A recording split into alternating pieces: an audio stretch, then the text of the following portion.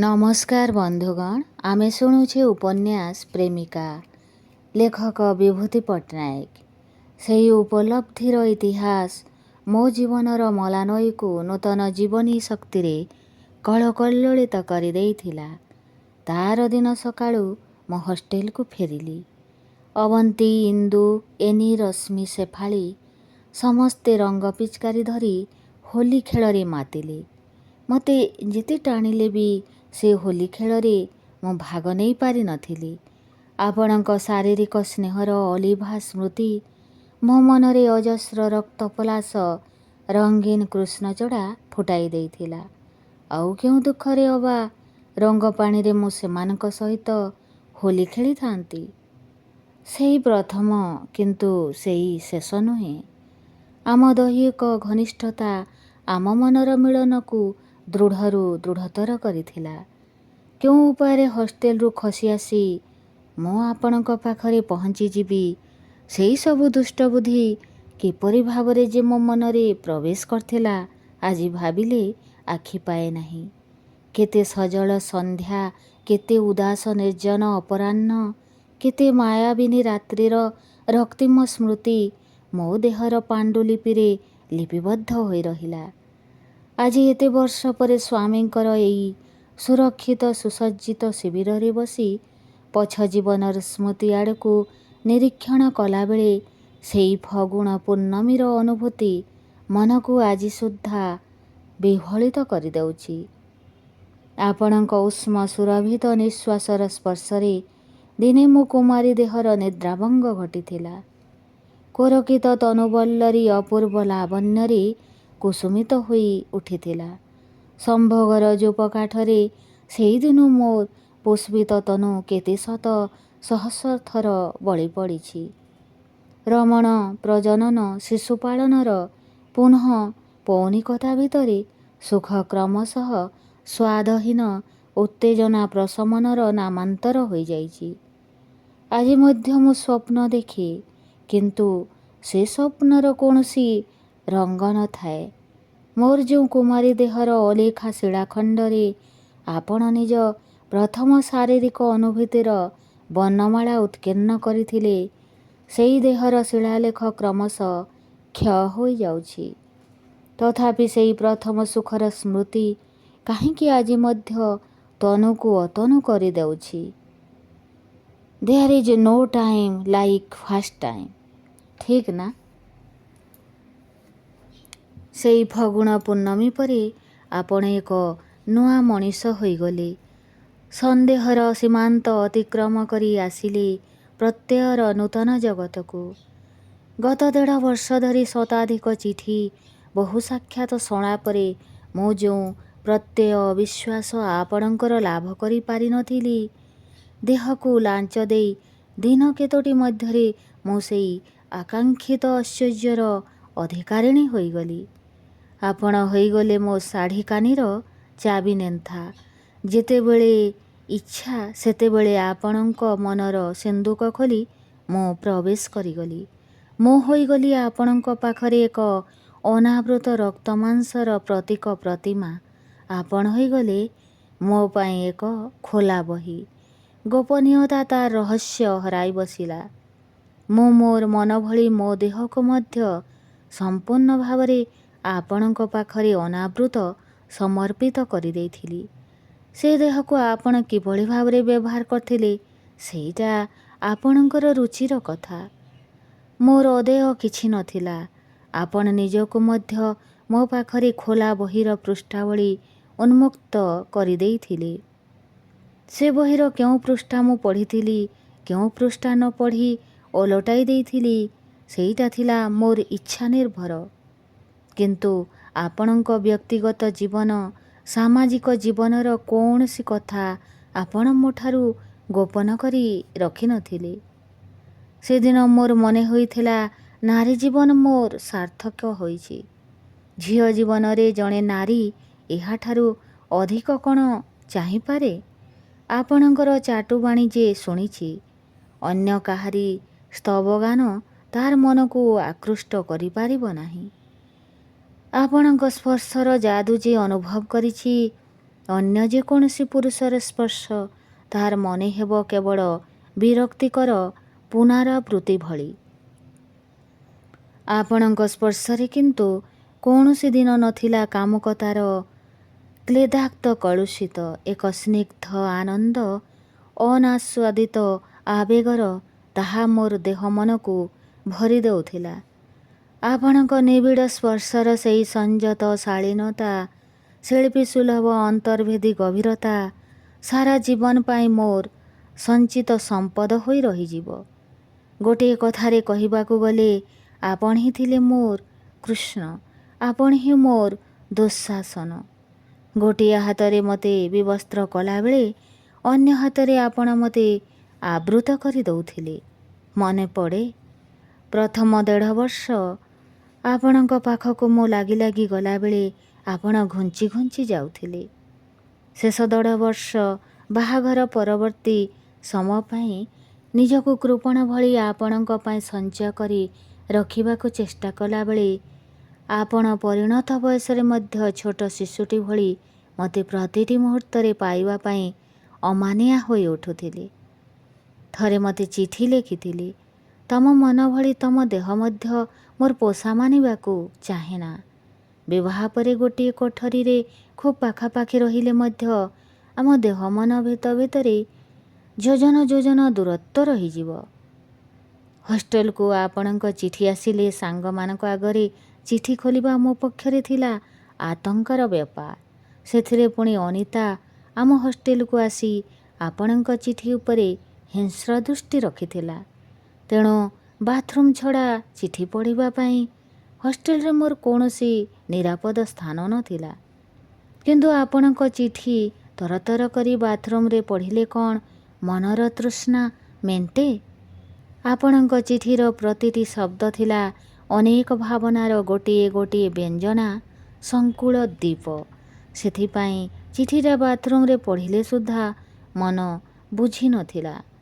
ଉଦ୍ଭିଦ ବିଜ୍ଞାନର ମୋଟା ବହି ଭିତରେ ଭର୍ତ୍ତି କରି ଚିଠିଟା ମୁଁ କ୍ଲାସ୍କୁ ନେଇ ଆସିଥିଲି। ବହି ଭିତରେ ଲୁଚାଇ ଲୁଚାଇ ଲେକ୍ଚର ହଲ୍ ଭିତରେ ଚିଠିର ସେଇ ବାକ୍ୟ ଦୁଇଟା ପଢ଼ିଲା ବେଳେ ମୋ ଛାତି ଭିତର ଥରି ଉଠିଥିଲା। ଆଉ ଥରେ ପଢ଼ିଲେ କାଳେ କାନ୍ଦି ପକାଇବି, ସେଇ ଭୟରେ ଚିଠିଟା ବନ୍ଦ କରି ରଖିଦେଲି। ଆପଣଙ୍କ ଉପରେ ଭାରି ରାଗ ହେଲା। ଆପଣଙ୍କୁ ଯେତେ ସ୍ନେହ କଲେ ସୁଦ୍ଧା ଆପଣ ସନ୍ତୁଷ୍ଟ ହୁଅନ୍ତି ନାହିଁ କାହିଁକି? ତାପରେ ଅନର୍ସ କ୍ଲାସ୍ ଛାଡ଼ି ମୁଁ ରିକ୍ସାରେ ଉଠି ଆପଣଙ୍କ ବସାକୁ ଚାଲି ଆସିଲି। ଆରତୀ ମୋତେ ସନ୍ଦେହ ଦୃଷ୍ଟିରେ ଚାହୁଁଥିଲା।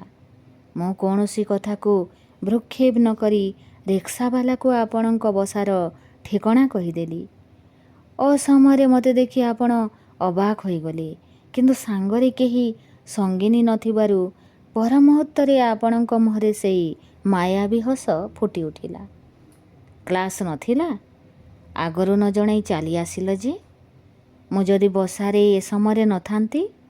ଅସମୟରେ ଆସିବାର ମନ୍ଦ ଦିଗଟା ପ୍ରତି ଆପଣ ମୋର ଦୃଷ୍ଟି ଆକର୍ଷଣ କଲେ। ଭାବୁଥିଲି କହିଦେବି। ଆପଣ ନଥିଲେ ଯେଉଁ ରିକ୍ସାରେ ଆସିଥିଲି ସେଇ ରିକ୍ସାରେ ଫେରି ଯାଇଥାନ୍ତି। କିନ୍ତୁ ସେ କଥା ମୁଁ କହିପାରିଲି ନାହିଁ। ଚିଠିର କଥା କହିବାକୁ ମଧ୍ୟ ମୋତେ ଲାଜ ମାଡ଼ିଲା। କାଲି ରାତିରେ ଆପଣଙ୍କ ସମ୍ପର୍କରେ ଗୋଟିଏ ବାଜେ ସ୍ୱପ୍ନ ଦେଖିଲି। କଲେଜରେ ମନ ଅସ୍ଥିର ଲାଗିଲା। ମୋ ମନ କହୁଥିଲା ଆପଣ ନିଶ୍ଚୟ ବସାରେ ଥିବେ। ମୋ ମନ କଥା ଠିକ୍ ନା ନାହିଁ? ମୋର ଦୁଃସ୍ୱପ୍ନ କଥାକୁ ଆପଣ ହସି ଉଡ଼ାଇ ଦେଲେ। କହିଲେ, ଆଜିକାଲି ସ୍ୱପ୍ନର ମାୟାକନ୍ୟାମାନେ ମୋ ଅଚେତନ ମନକୁ ଭୟ ଦେଖାଇବାକୁ ଆସିବା ପାଇଁ ସାହସ କରନ୍ତି ନାହିଁ। ତମର ସ୍ନେହକୁ ଡେଉଁରିଆ କରି ମୋ ମନରେ ବାନ୍ଧି ଦେଇଛି। ସେଥିପାଇଁ ଦୁଃସ୍ୱପ୍ନ ମୋର ପାଖ ମାଡ଼େ ନାହିଁ। ସେ ଦିନଗୁଡ଼ିକରେ ମୋତେ ଦେଖିବା ମାତ୍ରେ ଆପଣ ହଠାତ୍ କବିତ୍ୱ ଆରମ୍ଭ କରୁଥିଲେ। ମୁଁ ଯେ କେଉଁ ଦୁଃଖରେ ଅନର୍ସ କ୍ଲାସ୍ ଛାଡ଼ି ପଳାଇ ଆସିଛି ସେ କଥା ବୁଝିବା ପାଇଁ ଚେଷ୍ଟା କରୁନଥିଲି। ମୁଁ ଆପଣଙ୍କ ମନ୍ତବ୍ୟକୁ ନୀରବରେ ଉପଭୋଗ କରି ଶୟନ କକ୍ଷରେ ପ୍ରବେଶ କଲି। ପଢ଼ା ଟେବୁଲ ସାରା ଜିନିଷପତ୍ର ଖେଳେଇ ହୋଇ ପଡ଼ିଥିଲା। ତାକୁ ସବୁ ସଜାଡ଼ିବାକୁ ଲାଗିଲି। ଅନ୍ୟ ଦିନ ଭଳି ଆପଣ ବାଧା ଦେଲେ ନାହିଁ। ସେ ଅସଜଡ଼ା ଜିନିଷ ଭିତରେ ମାଗୁ ଭାଇଙ୍କ ଚିଠି ଦେଖି ମୋର ମୁହଁର ରଙ୍ଗ ମଉଳିଗଲା। ଆପଣ ହସି ଉଠିଲେ। ପଚାରିଲେ, କୁହ ତ ଦେଖି, ମାଗୁ ଭାଇ ଚିଠିରେ କ'ଣ ଲେଖିଛନ୍ତି? ମୁଁ ମନେ ମନେ ଖୁବ୍ ରାଗିଯାଇ ଉତ୍ତର ଦେଲି, ସେ କଥା ମୁଁ କେମିତି ଜାଣିବି? ଆପଣ ତ ତାଙ୍କ ଚିଠି ପାଇଥିବା କଥା ମୋତେ ଲେଖିନଥିଲେ। ଆପଣ ମାଗୁ ଭାଇ ଲେଖିଛନ୍ତି ଆମ ବାହାଘର କଥା। ସେ ତ ମୋ ପାଇଁ ଅନେକ ଦିନ ଶେଷ ହୋଇଯାଇଛି। ଆପଣ ଆଉ ମୁହଁରେ କିଛି କଥା ନ କହି ମୋ ନିକଟବର୍ତ୍ତୀ ହେଲେ। ମୋର ମନେ ହେଲା ଦୂର ମରୁଭୂମିରେ କେଉଁଠି ବର୍ଷା ହୋଇଯାଇଛି। ତୃଷିତ ମରୁବାଲି ବିନ୍ଦୁ ବିନ୍ଦୁ ଜଳରେ ଯେମିତି ଭିଜି ଯାଇଛି। ଆପଣ କିନ୍ତୁ ଅଦ୍ଭୁତ ଲୋକ। ମୋତେ ସ୍ନୋ ପାଉଡ଼ର ବ୍ୟବହାର କରିବାକୁ ମନା କରିବେ, କିନ୍ତୁ ଦେହ ଝାଳୁଆ ଗନ୍ଧ ହେଲେ ମୁହଁ ଫରେଇ ନେବେ। ହଁ, ସେଦିନ ଗୁଡ଼ାକ ଥିଲା ସେମିତି। ମନର ବାସ୍ନା, ଝାଳର ଗନ୍ଧ, ହୃଦୟର ଘୁଙ୍ଗୁର ଶବ୍ଦରେ ଆମର ଦେହ ମନ ଅହରହ ଶବ୍ଦାୟିତ ହେଉଥିଲା। ରକ୍ତର ରାଜଧାନୀରେ ସାଇକ୍ଲୋନ, ମନର ମରୁଭୂମିରେ ବର୍ଷା। ଦିନଗୁଡ଼ାକ ଥିଲା ଯେପରି ପଦ୍ମପତ୍ରର ଜଳ, ଢଳ ଢଳ, ଛଳ ଛଳ। ସେଇ ସ୍ୱଚ୍ଛନ୍ଦ ଜୀବନର ସ୍ରୋତ ଆଉ ଥରେ ଉଜାଣି ବହିଲା। ମୋତେ ଦିନେ ମୋ କଲେଜ ସଙ୍ଗିନୀମାନେ ଘେରିଗଲେ। ଭୋଜି ଦିଅ, ଭୋଜି ଦିଅ। ମୁଁ ଚମକିଗଲି। ବାହାଘର ତିଥି ତ ଏପର୍ଯ୍ୟନ୍ତ ସ୍ଥିର ହୋଇନି। ଏମାନେ କ'ଣ ପାଇଁ ଭୋଜି ମାଗୁଛନ୍ତି? ସେମାନେ ମଧ୍ୟ ନିଜ ମନର ଉତ୍ତେଜନାକୁ ବେଶୀ ସମୟ ଗୋପନ କରି ମୋ ମାନସିକ ଅସ୍ଥିରତାକୁ ବଢ଼ିବାକୁ ଦେଲେ ନାହିଁ। ସେମାନେ ସମସ୍ୱରରେ ଦାବି କଲେ, ତମ ଶିଳ୍ପୀ ଡେପୁଟି କଲେକ୍ଟର ଚାକିରି ପାଇଛନ୍ତି। ଏଇ ନିଅ, ଖବରକାଗଜରେ ବାହାରିଛି, ଭୋଜି ଦିଅ। ମୋର ଯେଉଁମାନେ ଅତି ଅନ୍ତରଙ୍ଗ, ସେମାନେ ମନ ଦୁଃଖରେ ମନ୍ତବ୍ୟ କଲେ, ସେ ଯେ ଚାକିରି ପାଇଁ ପରୀକ୍ଷା, ଇଣ୍ଟରଭ୍ୟୁ ଦେଇଛନ୍ତି, ଏକଥା ଆମଠାରୁ ଗୋପନ କରି ରଖିବା ତୋର ଘୋର ଅନ୍ୟାୟ। ମୋ ଲଜ୍ଜା, ଆନନ୍ଦ ଆଉ ବିସ୍ମୟରେ ବିମୂଢ଼ ହୋଇଗଲି। ମୁଁ ସେମାନଙ୍କୁ ଯେତେ ବୁଝାଇଲି ଯେ ଆପଣ ନିଜେ ମଧ୍ୟ ମୋତେ ଏକଥା ଜଣାଇ ନାହାନ୍ତି, ସେମାନେ ତାହା ବିଶ୍ୱାସ କଲେ ନାହିଁ। ମୁଁ ନିଜେ ମଧ୍ୟ ବିଶ୍ୱାସ କରିପାରୁନଥିଲି ଯେ ଏଭଳି ଏକ ଶୁଭ ସମ୍ବାଦ ଆପଣ ମୋଠାରୁ କିପରି ଏତେ ଘନିଷ୍ଠତା, ଏତେ ଦେଖା ସାକ୍ଷାତ ମଧ୍ୟରେ ଗୋପନ କରି ରଖିଥିଲେ। ଆପଣଙ୍କ ଉପରେ ମୋର ଭାରି ରାଗ ଆଉ ଅଭିମାନ ହୋଇଥିଲା। ସାଙ୍ଗମାନଙ୍କୁ ଆପଣଙ୍କ ଚାକିରି ପାଇଁ ଭୋଜି ଦେଇ ଆପଣଙ୍କୁ ଖୁବ୍ କଡ଼ା ଚିଠି ଲେଖିଥିଲି। ଆଶା କରିଥିଲି ଆପଣ ହୁଏତ ଉତ୍ତର ଦେବେ। ମୋତେ ଗୋଟିଏ ସରପ୍ରାଇଜ୍ ଦେଇ ଚମକାଇ ଦେବା ପାଇଁ ଚାକିରି ପାଇବା ସମ୍ବାଦଟା ଗୋପନ ରଖିଥିଲେ। କିନ୍ତୁ ମୋ ଦୁର୍ଭାଗ୍ୟ, ଆପଣଙ୍କଠାରୁ ଆସିଲା ତାହାଠାରୁ ବଳି ଏକ ବିସ୍ମୟକର ଉତ୍ତର। ଆପଣ ମୋତେ ଲେଖିଥିଲେ, ସେ ଡେପୁଟି କଲେକ୍ଟର ଚାକିରି ପାଇବା ଏମିତି କିଛି ବୀରତ୍ୱପୂର୍ଣ୍ଣ କାର୍ଯ୍ୟ ନୁହେଁ ଯେ ଯାହା ତମକୁ ଜଣାଇବା ଉଚିତ ବୋଲି ମୁଁ ଭାବିଥାନ୍ତି। ସେ ଚାକିରିରେ ଯୋଗ ଦେଲେ ମୋର ଶିଳ୍ପ, ସାହିତ୍ୟ ସାଧନା ବ୍ୟାହତ ହେବ। ତେଣୁ ସେ ଚାକିରି ମୁଁ ଗ୍ରହଣ କରୁନାହିଁ। ସଙ୍ଗିନୀମାନଙ୍କୁ ଦେଇଥିବା ଭୋଜି ଖର୍ଚ୍ଚ ତମର ଅକାରଣରେ ପାଣିରେ ପଡ଼ିଲା। ଆପଣଙ୍କର ଚିଠି ମୋ ପାଖରେ ପହଞ୍ଚିବା ଆଗରୁ ମୋ ସାନ ଭାଇ ଆପଣଙ୍କ ଚାକିରି ପାଇଁ ମୋଠାରୁ ପୁରସ୍କାର ଲାଞ୍ଚ ନେଇ ବାପା ବୋଉଙ୍କୁ ସମ୍ବାଦଟା ଦେଇସାରିଥିଲା। ଯାହା ହଉ, ଆପଣ କ୍ଲାସ୍ 2 ପାଇ ଯାଇଛନ୍ତି। ବିବାହ ପରେ ମୁଁ ଅନ୍ତତଃ ଆର୍ଥିକ ସଚ୍ଛଳତା ଭୋଗ କରିବି ନାହିଁ। ଏଥିରେ ଅତିଶୟ ଖୁସି ହୋଇ ଚାକିରିଟା ନିଶ୍ଚୟ ଗ୍ରହଣ କରିବାକୁ ବାପା ମଧ୍ୟ ଆପଣଙ୍କ ପାଖକୁ ଖବର ପଠାଇ ଦେଇଥିଲେ। କିନ୍ତୁ ଚାକିରି ପାଇଁ ମଧ୍ୟ ଆପଣ ଗ୍ରହଣ କରୁନାହାନ୍ତି। ଏସବୁ ଘଟଣା ଘଟିଗଲା ପରେ ମୁଁ ଜାଣିପାରି ମୁଁ ମଧ୍ୟ ଭାଙ୍ଗି ପଡ଼ିଲି। ଆଜିର ମାପକାଠିରେ ସେଦିନର ସେ ଚାକିରିଟା ହୁଏତ ଖୁବ୍ ବଡ଼ ମନେ ହୋଇନପାରେ, କିନ୍ତୁ ସେଦିନ ସେଭଳି ଚାକିରି ପାଇଁ ଅନେକ ମେଧାବୀ ଛାତ୍ର ସ୍ୱପ୍ନ ଦେଖୁଥିଲେ। ଅଥଚ ଅବଲୀଳାକ୍ରମେ ଚାକିରିଟା ପାଇ ମଧ୍ୟ ମୋ ବାପା ବୋଉଙ୍କୁ ଅନ୍ତତଃ ସନ୍ତୁଷ୍ଟ କରିବା ପାଇଁ ସେ ଚାକିରି କରିବେ ନାହିଁ, ମୁଁ ଏକଥା ସହଜରେ ବିଶ୍ୱାସ କରିପାରୁନଥିଲି। ମୋ ପ୍ରେମ ସହିତ ଆପଣଙ୍କ ଚାକିରିର କୌଣସି ସମ୍ପର୍କ ନଥିଲା। ମୁଁ ତ ସେ ଚାକିରି ପାଇଁ ଇଣ୍ଟରଭ୍ୟୁ ଦେବା ପାଇଁ କହିନଥିଲି। ଚାକିରି ନ କରିବା କଥା ଯଦି ଆପଣ ପରୀକ୍ଷା ଇଣ୍ଟରଭ୍ୟୁ ଦେଉଥିଲେ କାହିଁକି? ମୋ ବାପା ବୋଉଙ୍କ ମନରେ ଆର୍ଥିକ ସ୍ୱଚ୍ଛଳତାର ଆଶା ସଞ୍ଚାର କରୁଥିଲେ କାହିଁକି? ଆପଣ ସେଦିନ ସତରେ ମୋ ପାଇଁ ଏକ ଦୁର୍ବୋଧ୍ୟ ଗଦ୍ୟ କବିତା ଭଳି ମନେ ହୋଇଥିଲେ। ବହୁ ସୁନ୍ଦରୀ ଝିଅଙ୍କୁ ରିକ୍ତ ହସ୍ତରେ ଫେରାଇ ଦେବା କଥା ମୋତେ ଜଣାଥିଲା, କିନ୍ତୁ ଗୋଟିଏ ପରେ ଗୋଟିଏ ଭଲ ଚାକିରି ପାଇ ପିଲାଙ୍କ ଖେଳନା ଭଳି ତାକୁ ଫିଙ୍ଗିଦେବା କଥା ମୁଁ ଅନୁମାନ କରିପାରିନଥିଲି। ହୁଏତ ଆପଣ ମୋତେ ବୁଝାଇବାକୁ ଚାହୁଁଥିଲେ, ଚାକିରି କୌଣସି ଦିନ ଆପଣଙ୍କର ଜୀବନ ହେବ ନାହିଁ, ଜୀବିକା ହେବ। ଏଇଟା କୌଣସି ଫାଙ୍କା ଆଦର୍ଶବାଦ ନୁହେଁ। ନିଜେ କୌଣସି ଭଲ ଚାକିରି ନ ପାଇବାର ଅକ୍ଷମତାକୁ ଘୋଡ଼ାଇବା ପାଇଁ ଆପଣ ସେ ଶସ୍ତା ଆଦର୍ଶବାଦର ସ୍ଲୋଗାନ ଦେଇନାହାନ୍ତି। ଇଚ୍ଛା କଲେ ବଡ଼ ଚାକିରି ଆପଣ ପାଇପାରନ୍ତି ଏବଂ ବିନା ପ୍ରଲୋଭନରେ ସେ ଚାକିରିକୁ ମଧ୍ୟ ଆବର୍ଜନା ଭଳି ଦୂରକୁ ଫିଙ୍ଗି ଦେଇପାରନ୍ତି।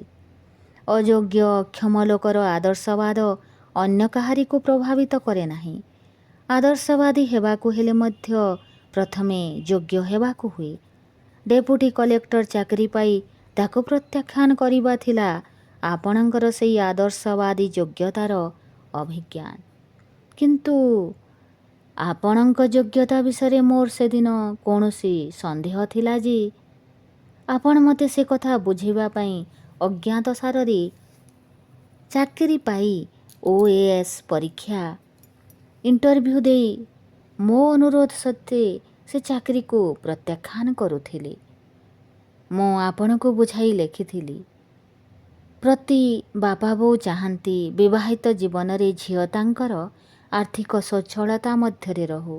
ତେଣୁ ସେମାନେ ଆପଣଙ୍କୁ ପାଇଥିବା ଚାକିରିକୁ ଗ୍ରହଣ କରିବା ପାଇଁ ଲେଖିଛନ୍ତି। ମୁଁ ଆପଣଙ୍କ ମତାମତ ଜାଣେ। ଏଇଟା ମୋର ଇଚ୍ଛା ବୋଲି ଭାବିବେ ନାହିଁ। ତାପରେ ଆସିଲା ଆପଣଙ୍କର ସେଇ ବିସ୍ଫୋରଣମୁଖୀ ଚିଠି। ଆପଣ ଲେଖିଥିଲେ, ତମେ ଘରେ ସେମାନେ ମୋ ସହିତ ତମର ବିବାହ ଦେବାକୁ ଚାହାନ୍ତି କିମ୍ବା ମୋ ଚାକିରି ସହିତ ବିବାହ ଦେବାକୁ ଚାହାନ୍ତି, ସେ ବିଷୟ ଶେଷଥର ପାଇଁ ମନସ୍ଥିର କରିନେବା ଉଚିତ। ଯଦି ଚାକିରି ସହିତ ତମର ବିବାହ ଦେବା କଥା, ମୋଠାରୁ ଯଥେଷ୍ଟ ଅଧିକ ଟଙ୍କା ରୋଜଗାର କରୁଥିବା ଭଲ ବର ପାତ୍ର ନିଶ୍ଚୟ ସେମାନଙ୍କୁ ମିଳିବେ। ତମ ବାପା ବୋଉଙ୍କୁ ଖୁସି କରିବା ପାଇଁ ମୋ ଜୀବନ ସହିତ ସାଲିସ କରି ଜୀବିକାକୁ ମୁଁ ଗ୍ରହଣ କରିପାରେ ନା। ତେବେ ମୋ ତରଫରୁ ମୁଁ ତମକୁ ଏତିକି ପ୍ରତିଶ୍ରୁତି ଦେଇପାରେ, ମୋ ସାହିତ୍ୟ ସାଧନାରେ ପ୍ରତିବନ୍ଧକ ହେଉନଥିବା ଅନ୍ୟ ଯେକୌଣସି ଭଲ ଚାକିରି ମୁଁ ବାଛି ନେବି। ମୋ ଉପରେ ଯଦି ସେ ବିଶ୍ୱାସ ତମର ଥାଏ, ଏ ଚାକିରି ପାଇଁ ଅଯଥା ଜିଦ୍ କରି ମୋଠାରୁ ନିଜକୁ ଦୂରେଇ ନିଅ ନାହିଁ। ଆଜି ଏତେ ବର୍ଷ ପରେ ଠିକ୍ ମନେ ପଡ଼ୁନି। ତାହା ସହିତ ଆଉ ଗୋଟିଏ ଧାଡ଼ି ମଧ୍ୟ ଆପଣ ଲେଖିଥିଲେ। ଏଇ ବଡ଼ ଚାକିରିର ସର୍ତ୍ତ ରଖିଥିବା ହେତୁ କୁଆଡ଼େ ନନ୍ଦିତାର ମୁହଁକୁ ଆପଣ ଆଉ ଦ୍ୱିତୀୟ ଥର ଫେରି ଚାହିଁ ନଥିଲେ। ସବୁ କଥାରେ ମୋ ସହିତ ନନ୍ଦିତାର ତୁଳନା କରିବେ, ଏହା ସେଦିନ ମୋ ପକ୍ଷରେ ଥିଲା ଚରମ ଅପମାନର କଥା। ଆପଣଙ୍କ ଚିଠିର ସେହି ଧାଡ଼ିଟା ପଢ଼ି ମୁଁ ଖୁବ୍ କ୍ରୋଧରେ ଫାଟି ପଡ଼ିଥିଲି। ଆପଣ ମୋ ପାଖରେ ନଥିଲେ। ଥିଲେ ଦେଖିଥାନ୍ତେ ମୋ ଆଖିରୁ କିପରି ଅଗ୍ନି ବିସ୍ଫୋରଣ ହେଉଥିଲା। କିନ୍ତୁ ମୋର ଗାନ୍ଧାରୀର ଆଖିରେ ମୁଁ ସେଦିନ କପଟ ଅଭିନୟର ଅନ୍ଧ ପୁଟୁଳି ବାନ୍ଧି ଦେଇଥିଲି। ନନ୍ଦିତା ବିବାହ ପାଇଁ ଚାକିରିର ସର୍ତ୍ତ ରଖିଥିଲା ବୋଲି ଆପଣ ଦ୍ୱିତୀୟ ଥର ତା ଆଡ଼କୁ ମୁହଁ ଫେରାଇ ନଥିଲେ। କିନ୍ତୁ ସେଦିନ ଆପଣ ମୋ ଆଡ଼କୁ ମୁହଁ ଫେରାଇ ନେଇଥିଲେ ଯିବା ପାଇଁ ମୋର ଅନ୍ୟ ରାସ୍ତା ନଥିଲା। ନନ୍ଦିତା ଆପଣଙ୍କୁ ତାର ଦେହ ଛୁଇଁବାକୁ ଦେଇନଥିଲା, ମନ ଛୁଇଁବାକୁ ଦେଇନଥିଲା କି ନାହିଁ ସନ୍ଦେହ। ତାହା ହୋଇଥିଲେ ଆପଣ ତା ଆଡ଼ୁ ମୁହଁ ଫେରାଇ ନେଲା ପରେ ସେ ଆଉ ଜଣେ ଲୋକର ପ୍ରେମରେ ପଡ଼ିନଥାନ୍ତା। ଆପଣ ତାକୁ ଏତେ ସ୍ନେହ କଲା ପରେ ବି ସେ ଆପଣଙ୍କର ଏତେ ବଡ଼ କ୍ଷତି କେବେ କରିପାରିନଥାନ୍ତା। କିନ୍ତୁ ଆପଣଙ୍କୁ ବାଦ୍ ଦେଲେ ସେଦିନ ଯେ ମୋର ନିଜସ୍ୱ କିଛି ନଥିଲା। ହଁ, ଆଜି ସେ କଥା ଆପଣଙ୍କୁ ଖୋଲି କହିବାକୁ ମୋର କୌଣସି ସଙ୍କୋଚ ନାହିଁ। ଯେଉଁଦିନ ମୋ ବାପା ବୋଉଙ୍କୁ ଖୁସି କରିବା ପାଇଁ ପାଇଥିବା ଚାକିରି ଗ୍ରହଣ କରିବେ ନାହିଁ ବୋଲି ଆପଣ ମନା କରିଦେଇଥିଲେ, ସେଇଦିନ ମୋର ମନର ବନ୍ଧନ ଆପଣଙ୍କଠାରୁ ଛିନ୍ନ ହୋଇଯାଇଥିଲା। ଅପାକୁ ଖୁସି କରିବା ପାଇଁ ମାଗୁ ଭାଇ କଟକ, କଲିକତା, ଦିଲ୍ଲୀ କେତେ ଆଡ଼ର କେତେ ଚାକିରି କରିଛନ୍ତି, ଅଥଚ ଆପଣ ମୋ ପାଇଁ ସେ ଗୋଟେ ଚାକିରି ସୁଦ୍ଧା କରିବେ ନାହିଁ। ଆପଣଙ୍କର ଜୀବନାଦର୍ଶ ପ୍ରତି ମଧ୍ୟ ସେଦିନ ମୋର ଘୃଣା ଆସିଯାଇଥିଲା। ଯେଉଁ ଆଦର୍ଶ ବେଶୀ ଟଙ୍କା ଅର୍ଜନ କରିବାକୁ ପୁରୁଷକୁ ପ୍ରଲୋଭନ କରେ, ସେହିଭଳି ଆଦର୍ଶ ମୋର ଆଖିର ବିଷ। ମନ ସହିତ ଦେହ ଦେଇ ମଧ୍ୟ ମୁଁ ଯଦି ସେଇ ବିଷ ସଦୃଶ ଆଦର୍ଶକୁ ଆପଣଙ୍କ ମନରୁ ଦୂର କରିଦେଇ ନପାରିଲି, ଆପଣଙ୍କୁ ବିବାହ କଲେ ଯେ କୌଣସି ଦିନ ମୁଁ ଖୁସି ହେବି ନାହିଁ, ସେ କଥା ଦିନର ଆଲୁଅ ଭଳି ମୋ ଆଖିରେ ସ୍ପଷ୍ଟ ହୋଇ ଉଠୁଥିଲା। ମୁଁ କ'ଣ କରିବି ଠିକ୍ ବୁଝିପାରୁନଥିଲି। ମୋ ମନର କ୍ରୋଧ, ଆକ୍ରୋଶ, ଅପମାନ ମନ ଭିତରେ ଚାପା ପଡ଼ି ଏକ ବାରୁଦ ସ୍ତୂପରେ ପରିଣତ ହୋଇଯାଇଥିଲା। ଟିକିଏ ଅଗ୍ନିର ସଂଯୋଗରେ ଯେ ଭୀଷଣ ଏକ ବିସ୍ଫୋରଣ ଘଟିଯିବ, ସେ କଥା ଭାବି ଭାବି ମୁଁ ଆତଙ୍କିତ ହୋଇ ପଡ଼ିଥିଲି। ସେତିକିବେଳେ ଅପାର ଦିଅର ମୋ ହସ୍ତରଖା ଦେଇ କହିଲେ, ତୋର ଆତ୍ମହତ୍ୟା ଯୋଗ ଅଛି, ତୋର ସ୍ୱାଭାବିକ ମୃତ୍ୟୁ ନାହିଁ। ସେ ଥିଲେ ମୋର ପରମ ହିତାକାଂକ୍ଷୀ। ବିବାହ ବେଦୀକୁ ଯିବା ପାଇଁ ଗୋଡ଼ କାଢ଼ି ବସିଥିବା ଝିଅର ହାତ ଦେଖି କୌଣସି ଆତ୍ମୀୟ ଜ୍ୟୋତିଷୀ ତାର ଆତ୍ମହତ୍ୟା ଯୋଗ ସମ୍ପର୍କରେ ଭବିଷ୍ୟତବାଣୀ କରନ୍ତି ନାହିଁ, କିନ୍ତୁ ମୋର ସେପରି ଭାଗ୍ୟ। ଏହିସବୁ ଦୁର୍ଭାବନା ଭିତରେ ମୋର ଟେଷ୍ଟ ପରୀକ୍ଷା ଶେଷ ହେଲା। ଆକାଶରେ ନିତି ସକାଳୁ ସୂର୍ଯ୍ୟ ଉଠୁଥିଲେ, ଠିକ୍ ସମୟରେ ଷ୍ଟଡି ବେଲ୍ ବାଜୁଥିଲା। ମୋର ହଷ୍ଟେଲ ସଙ୍ଗିନୀମାନେ ଅଧିକାଂଶ ଛୁଟିଦିନ ସିନେମା ଦେଖି ଯାଉଥିଲେ।